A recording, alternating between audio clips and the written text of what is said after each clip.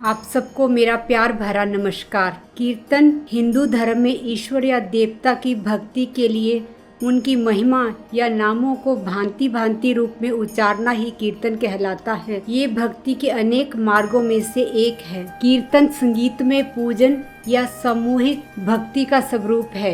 ये परंपरा देवऋषि नारद जी से चली आ रही है। नारद जी हमेशा अपनी वीणा की मधुर तान से विष्णु जी का गुणगान करते रहते थे। कीर्तन के माध्यम से ही प्रहलाद, अजामिल आदि ने परम पद प्राप्त किया था।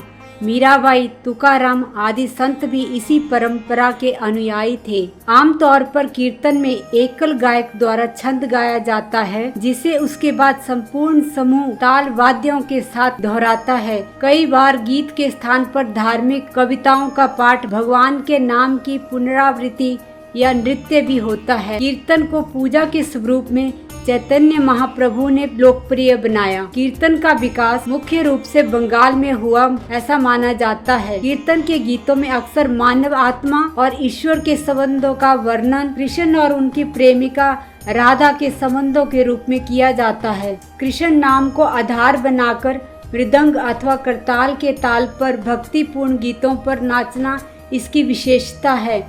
भजनों, मंत्रों और देवताओं की स्तुति के संगीत में गायन की जड़ें हिंदू धर्म में प्राचीन काल से हैं और इसे वैदिक साहित्य में पाया भी जा सकता है। कीर्तन मन को शांत करने की क्षमता रखता है। हर कोई कीर्तन का अलग अलग तरीके से अनुभव करता है। कीर्तन ध्यान करने का एक बहुत ही सरल और शक्तिशाली तरीका है। ये सहज और आनंददायक है। संगीत आपके लिए काम करता है क्योंकि आप धुन और लय के साथ बहते जाते हैं। कीर्तन में कोई भी इस बात की परवाह नहीं करता कि उसकी आवाज कैसी है। कीर्तन समारोह में सभी आवाजें एक स्वर में मिलकर एक हो जाती हैं और कई बार लोग कीर्तन करते समय गहरे ध्यान की अवस्था में चले जाते हैं। कीर्तन हमारे अस्तित्व के मूल तक, हमारे हृदय तक तथा एक दूसरे के साथ हमारे संबंध तक वापस जाने का साधन है। कीर्तन भक्ति का एक रूप है। इस कलयुग में मन को नियंत्रित करने और गहरे ध्यान को अनुभव करने का सबसे आसान तरीका है कीर्तन। तो दोस्तों,